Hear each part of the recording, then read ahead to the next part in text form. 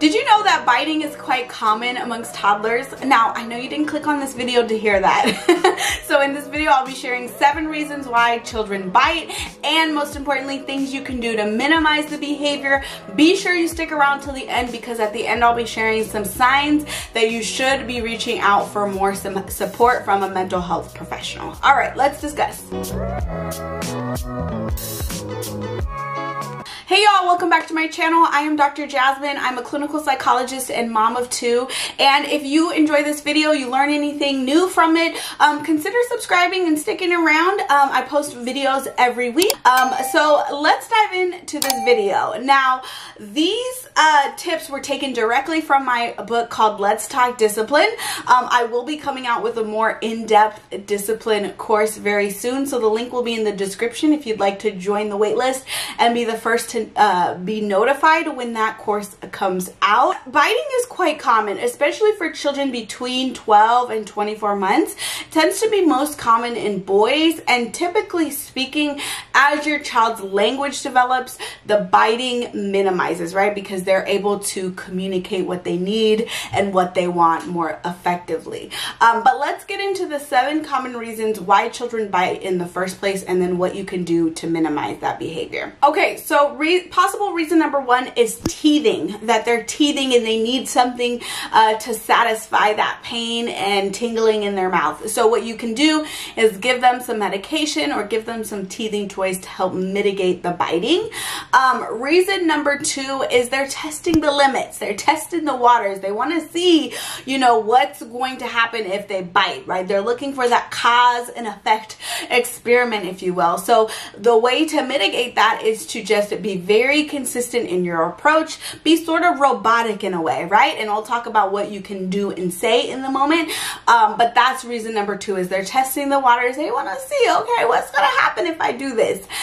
Reason number 3 is they're bored, right? And they're just looking for some kind of activity or stimulation. So in that scenario, if you suspect that they're bored, you want to redirect them to a different activity, a more pro-social activity, if you will. Reason number 4 is they lack the language skills, right? Like I mentioned before, a lot of the times the little ones, right, they don't have the words to communicate what they want, what they need, what they're thinking, and so they get really frustrated and they lash out in a behavioral way, and it can look like biting. So in this scenario, you want to reflect back what you think they're trying to communicate, right? Like, oh, you look upset right now, or you didn't like that.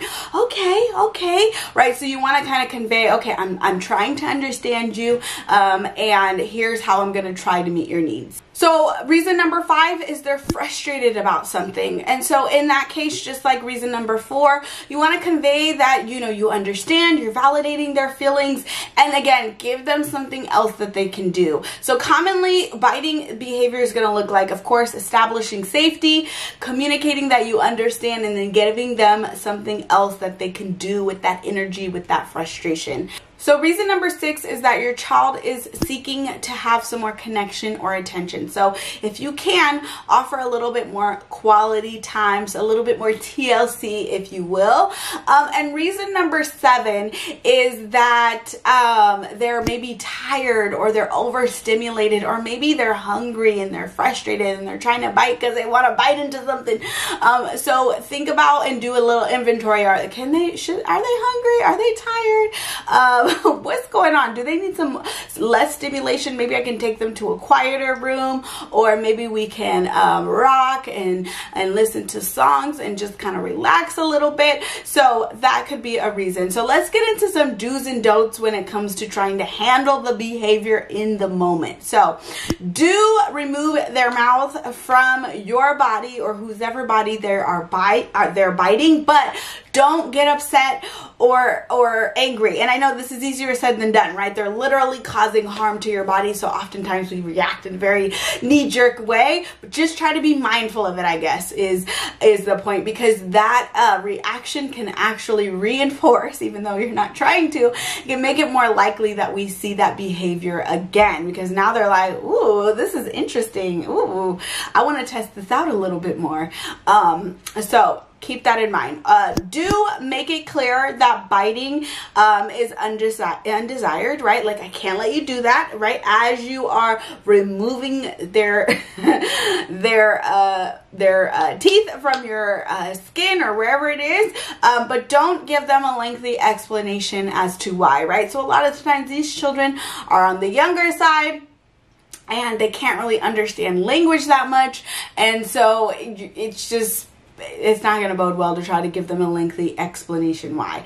But do comfort the person who was bit, right? So if it was their sibling or their family member or a peer, you do want to, in that moment, after you've safely removed all bodies from each other and you've made it clear, I can't let you do that, you want to comfort the person who has been harmed. This is a great way to model for them, for the other person, you know, how to make amends, how to take care of somebody when they've been hurt, how to repair that relationship when there's been a rupture. So don't punish the biter, right? So this will only further exacerbate the issue, because common times the biting happens in the first place because they lack the language and the coping skills to make a different choice. So over time, you will teach your child how to solve their problems in different ways through good and clear boundaries, a calm but firm approach, as well as modeling for them how to repair the relationship, how to talk to communicate their needs and their wants, rather than punishing them, because again, that can only exacerbates the issue. Okay, so let's talk really quickly about when to worry about biting behavior. So usually biting stops between 3 and 4. So you want to seek help from a trained mental health professional if the biting exceeds beyond that age, or maybe it's getting worse or it's staying the same, like you're trying out these tips and nothing seems to be working,